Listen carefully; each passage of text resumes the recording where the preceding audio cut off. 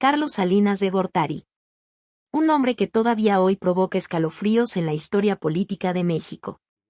De 1988 a 1994, este hombre dirigió uno de los gobiernos que más desfalcó el tesoro mexicano en la historia del país. Nacido el 3 de abril de 1948 en la Ciudad de México, Salinas se transformó en lo que muchos consideran el arquitecto del mayor colapso económico que México jamás haya enfrentado. Hoy, a sus 77 años, una terrible noticia que necesita saber ha sido confirmada. Su legado permanece envuelto en escándalos y secretos que pocos se atreven a mencionar. Y vas a descubrir lo que le sucedió. En este video, vamos a sumergirnos en las sombras del poder y revelar el lado oscuro de Carlos Salinas de Gortari. A sus 77 años, una terrible noticia que necesitas saber ha sido confirmada. Prepárate para conocer los secretos ocultos y todo lo que nunca supiste sobre el hombre que rediseñó el México moderno, a un precio devastador. Si quieres saber cómo un único presidente logró desviar miles de millones de las arcas públicas y qué sucedió con él, este video es para ti. No olvides suscribirte al canal y activar la campana de notificaciones para más contenidos reveladores como este. Carlos Salinas de Gortari nació el 3 de abril de 1948, en la Ciudad de México, en una familia con fuertes conexiones políticas.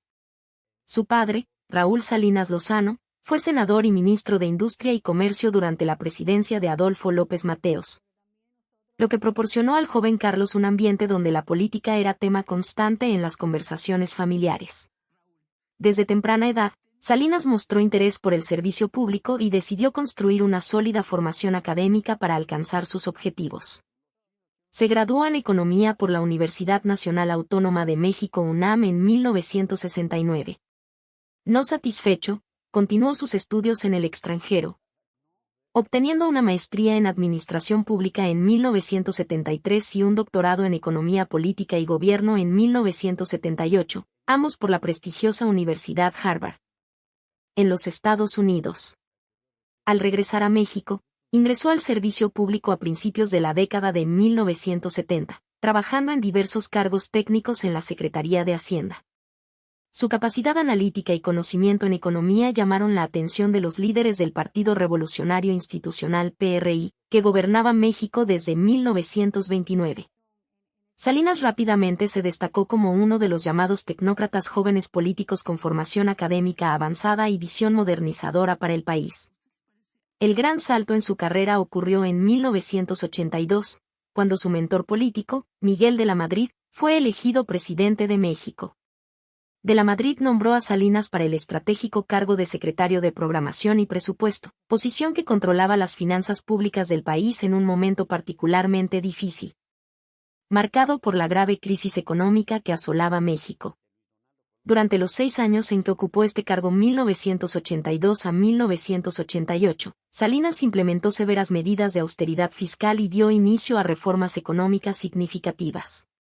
Su estilo de trabajo meticuloso y su habilidad para navegar en la compleja burocracia mexicana fortalecieron su posición dentro del partido y del gobierno. Mientras muchos ministros enfrentaban críticas por la situación económica del país, Salinas consiguió construir una imagen de administrador eficiente y visionario. El momento definitorio de su trayectoria política llegó el 4 de octubre de 1987, cuando fue designado candidato oficial a la presidencia por el PRI.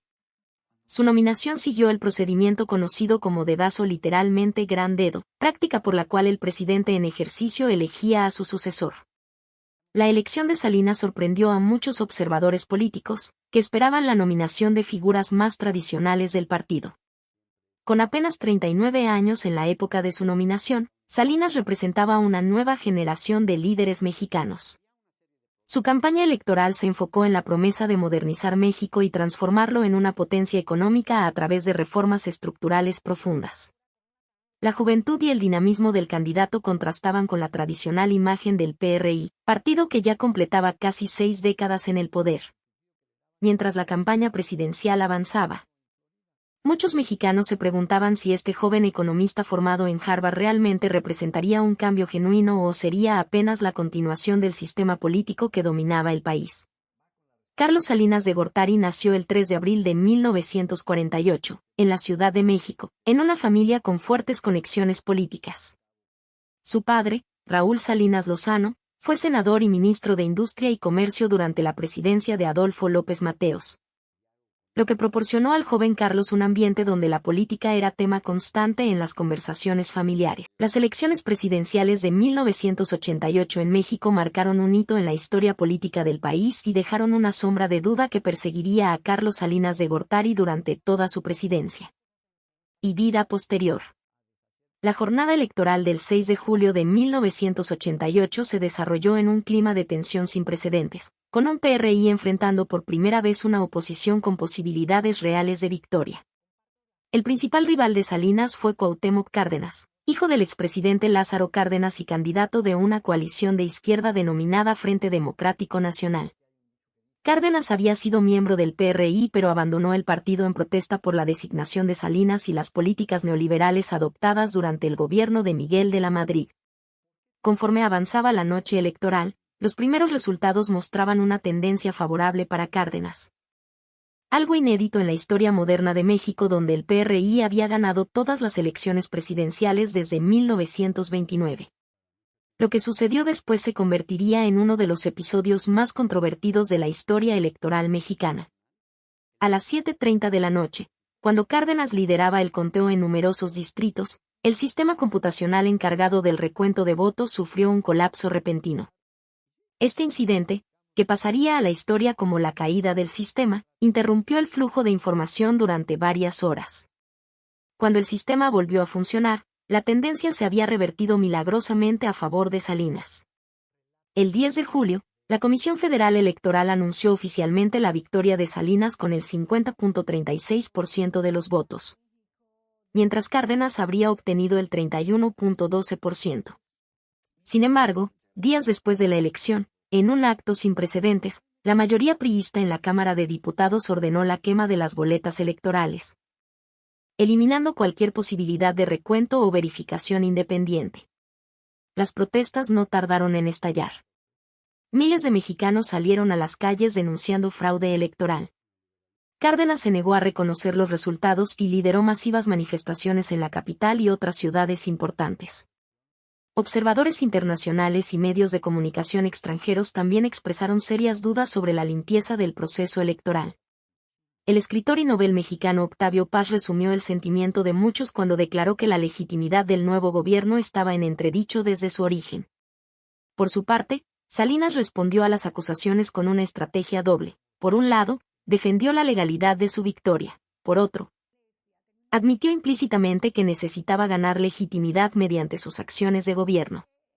La toma de posesión de Salinas el 1 de diciembre de 1988 estuvo marcada por protestas y un clima de escepticismo.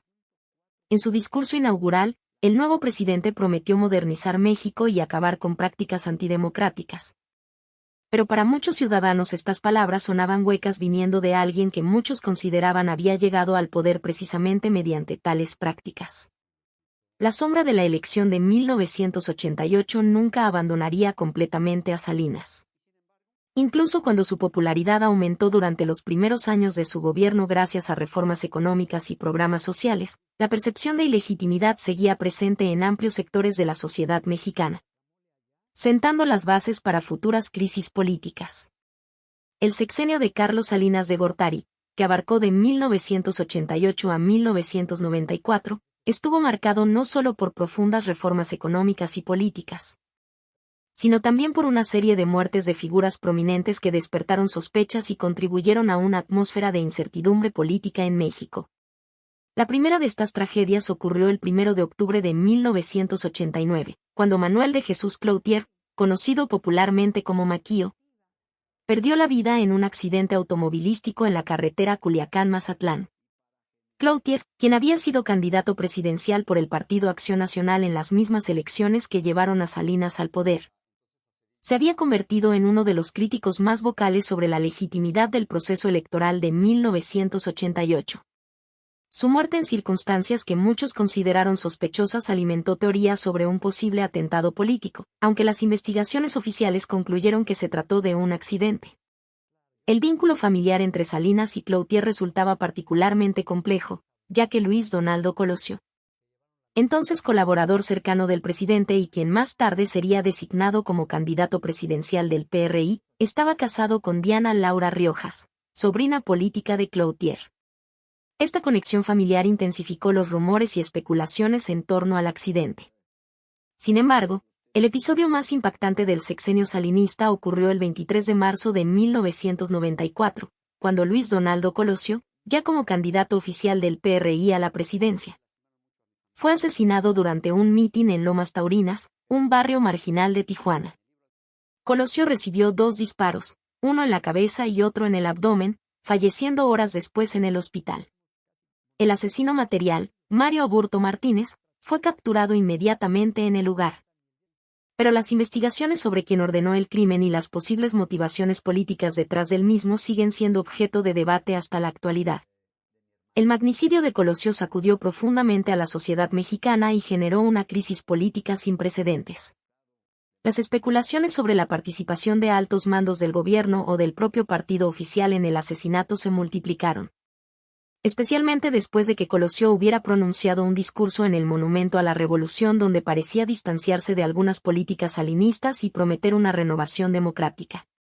Apenas 6 meses después, el 28 de septiembre de 1994, México se vio nuevamente conmocionado por otra muerte violenta: Francisco Ruiz Massieu, secretario general del PRI y exesposo de Adriana Salinas de Gortari, hermana del presidente, fue asesinado a tiros cuando salía de un restaurante en la Ciudad de México. Las investigaciones posteriores revelaron una trama aún más compleja cuando se acusó a Raúl Salinas de Gortari, hermano del presidente, de ser el autor intelectual del crimen. La sucesión de estas muertes creó un clima de paranoia política y desconfianza generalizada. Para muchos mexicanos, resultaba difícil creer que tantas figuras importantes vinculadas al círculo presidencial murieran en circunstancias violentas en un periodo tan corto sin que existiera alguna conexión entre estos hechos. Durante gran parte del sexenio de Carlos Salinas de Gortari, la economía mexicana parecía estar en pleno florecimiento. Las políticas neoliberales implementadas por su administración, incluyendo la privatización de empresas estatales, la renegociación de la deuda externa y la firma del Tratado de Libre Comercio de América del Norte, generaron un optimismo inusitado. La inflación había bajado considerablemente, la inversión extranjera fluía hacia México y los indicadores macroeconómicos mostraban un crecimiento sostenido. Sin embargo, detrás de este aparente milagro económico se gestaba una de las peores crisis financieras en la historia moderna del país. El gobierno mantenía artificialmente sobrevaluado el peso mexicano frente al dólar mediante una banda de flotación controlada, lo que provocaba un creciente déficit en la balanza comercial.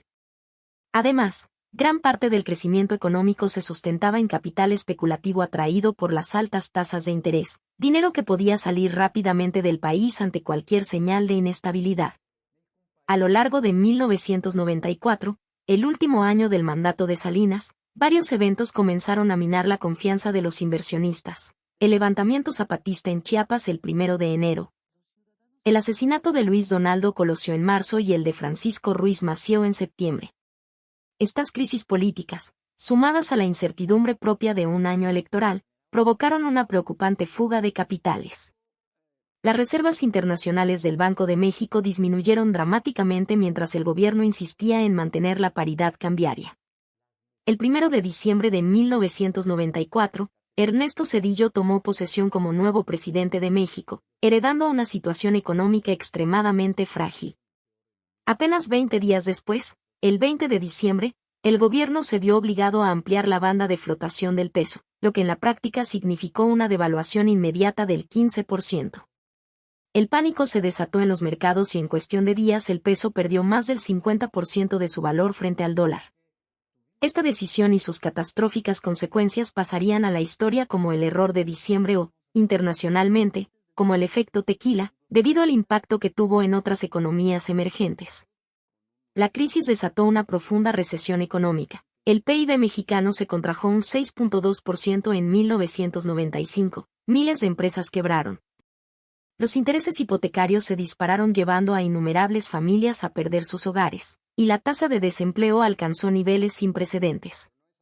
Para muchos mexicanos, el error de diciembre representó un despertar brutal tras el espejismo de prosperidad del sexenio salinista. Las clases medias, que habían crecido durante los años anteriores, fueron particularmente golpeadas y muchos ciudadanos vieron esfumarse sus ahorros de toda la vida en cuestión de semanas. La crisis no solo fue económica sino también política. La popularidad de Salinas, que había terminado su mandato con altos índices de aprobación, se desplomó. El expresidente pasó de ser visto como el modernizador de México a ser señalado como el principal responsable del colapso económico. La tensión entre Salinas y su sucesor Zedillo creció, con acusaciones mutuas sobre la responsabilidad de la debacle financiera. El efecto tequila marcó el final del espejismo económico salinista y dejó al descubierto las contradicciones y debilidades del modelo neoliberal implementado durante su sexenio.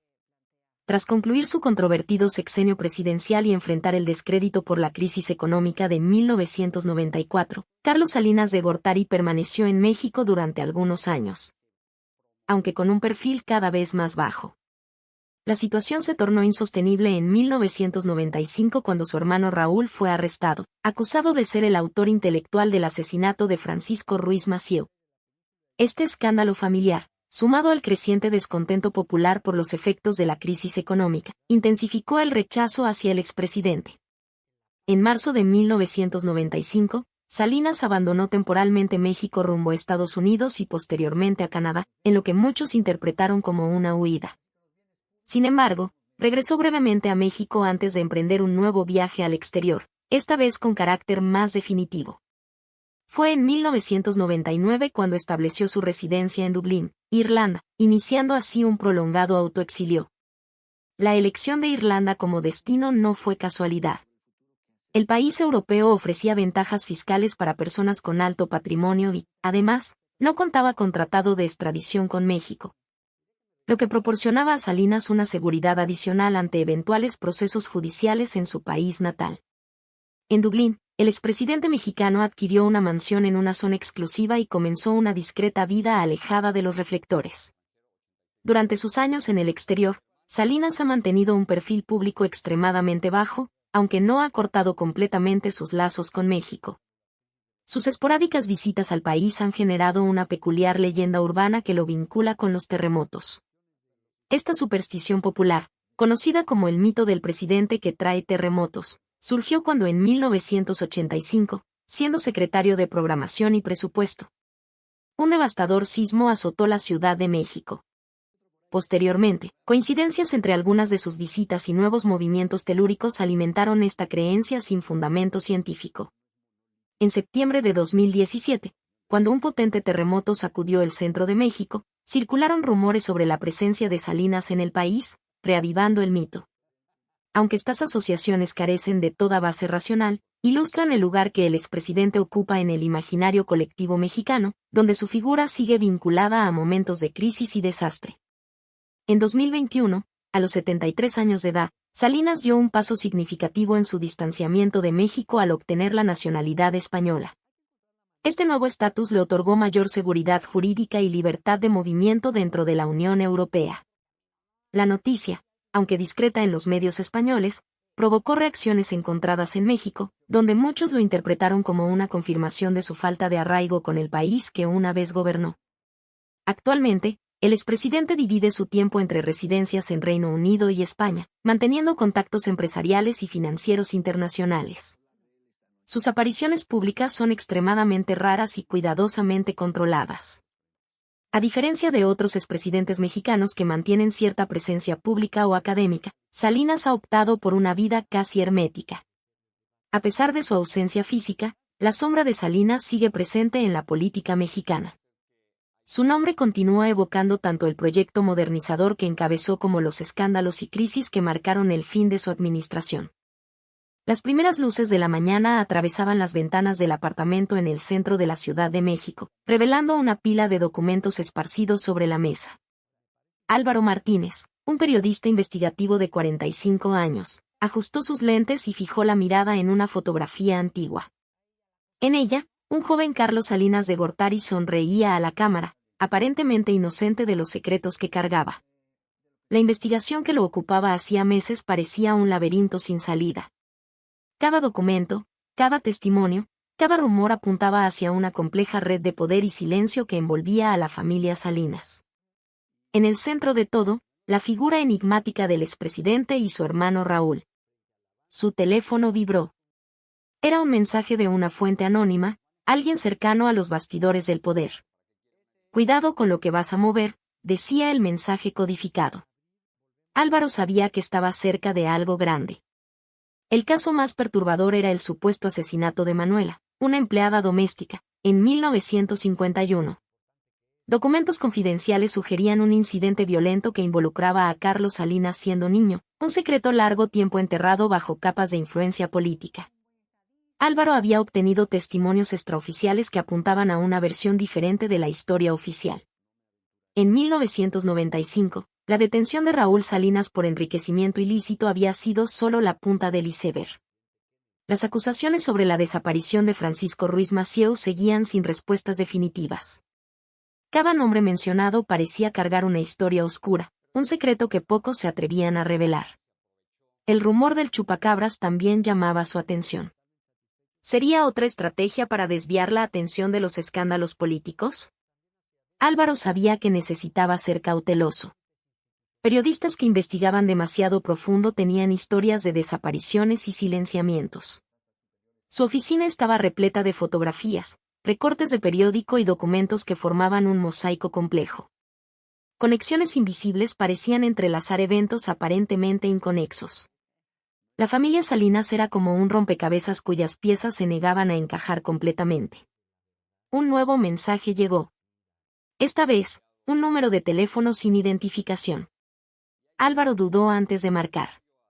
Del otro lado de la línea, una voz susurró: lo que realmente sucedió en esa casa en 1951 puede cambiar todo lo que crees saber. La investigación estaba lejos de terminar. Cada paso dado por Álvaro lo llevaba más profundo en un mundo de secretos y poder. Carlos Salinas de Gortari no sería solo otro político con un pasado oscuro. Sería el centro de una historia que pocos se atrevían a contar. El día apenas comenzaba y ya pesaba sobre sus hombros el peso de décadas de silencio y misterio. El teléfono de Elena Rodríguez sonó a medianoche. La periodista de espectáculos reconoció inmediatamente la voz al otro lado de la línea. Una fuente anónima, alguien cercano a los círculos de poder, estaba a punto de revelar secretos sobre Carlos Salinas de Gortari que nunca habían sido publicados. Elena sabía que la vida personal de Salinas era un terreno minado de especulaciones y rumores.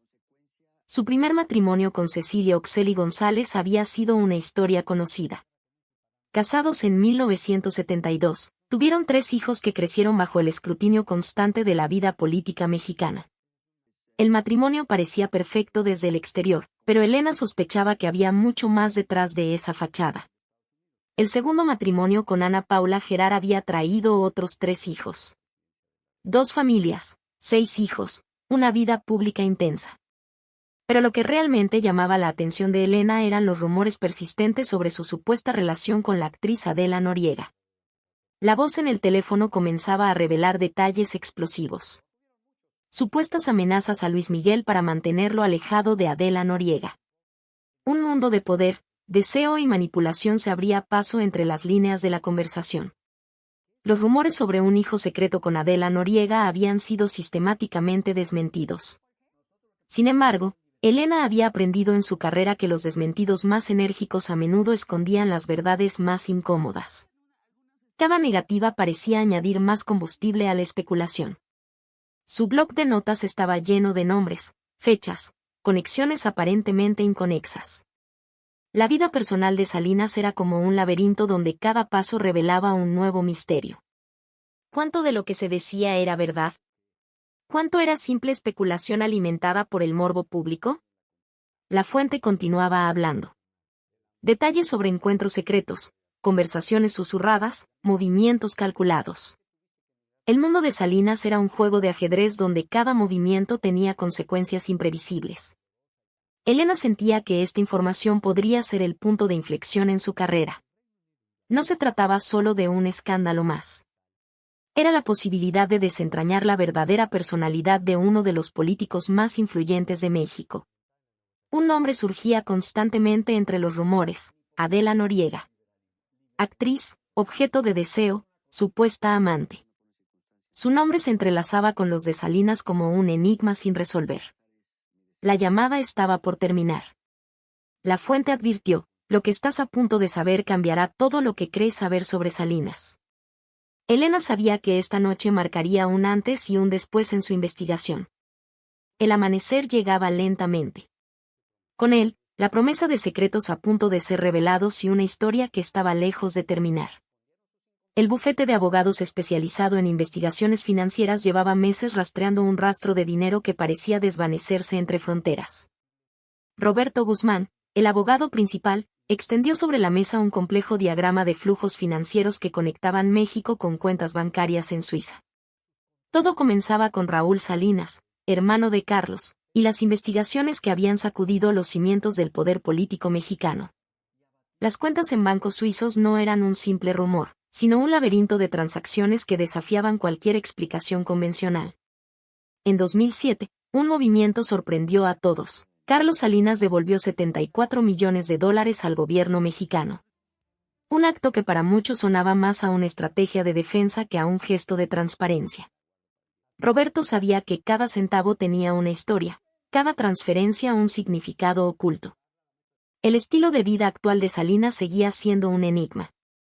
Mansiones, propiedades en los mejores lugares de México y el extranjero, una red de influencias que parecía desafiar cualquier lógica económica tradicional. ¿De dónde provenía realmente su fortuna? Los documentos confidenciales que Roberto había conseguido mostraban una compleja red de inversiones, sociedades mercantiles y transferencias internacionales.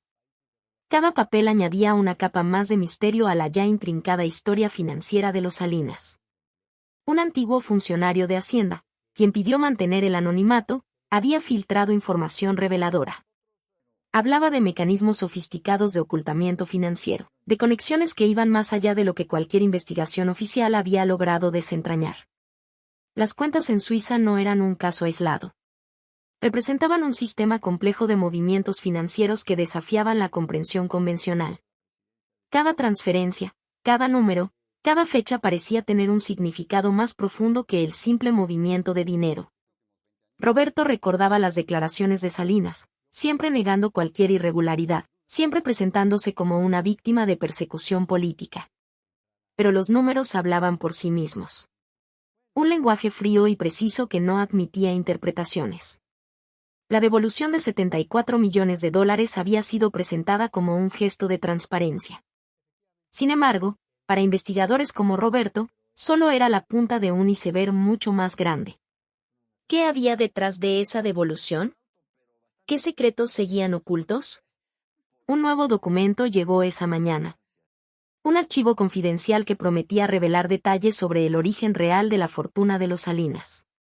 Roberto sintió que estaba a punto de romper algo más que un simple caso de investigación financiera. La luz de la tarde comenzaba a desvanecerse. Con ella, la promesa de secretos financieros a punto de ser revelados. En el auditorio de la Universidad Nacional Autónoma de México, María Fernández preparaba su conferencia sobre los cambios políticos de los años 90. Su mirada recorría las fotografías de Carlos Salinas de Gortari, un político que había transformado radicalmente la economía mexicana. El modelo económico neoliberal implementado por Salinas representaba un punto de inflexión en la historia moderna de México. Bancos, empresas telefónicas, líneas aéreas, nada quedó intacto bajo su proceso de privatización. Un cambio que dividía opiniones, generando tanto defensores apasionados como críticos acérrimos. María recordaba los documentos que había estudiado durante años. Las privatizaciones no eran simples transacciones económicas, sino verdaderas revoluciones que redecenaban el mapa del poder en México. Empresas estatales que habían sido pilares de la economía nacional fueron vendidas a grupos empresariales con conexiones políticas evidentes. Los números hablaban por sí mismos. Decenas de empresas cambiaron de manos, concentrando la riqueza en grupos cada vez más reducidos. Salinas se había convertido en el símbolo de una época de irregularidades políticas, de un sistema donde el poder se traducía directamente en beneficios económicos. Su modelo económico prometía modernización y apertura. Para muchos, representaba la esperanza de un México más competitivo. Para otros, era la prueba de un sistema que sacrificaba los intereses públicos en favor de unos pocos privilegiados. Los estudiantes en el auditorio escuchaban atentamente. Una generación que conocía a Salinas más por los rumores y escándalos que por su proyecto político original.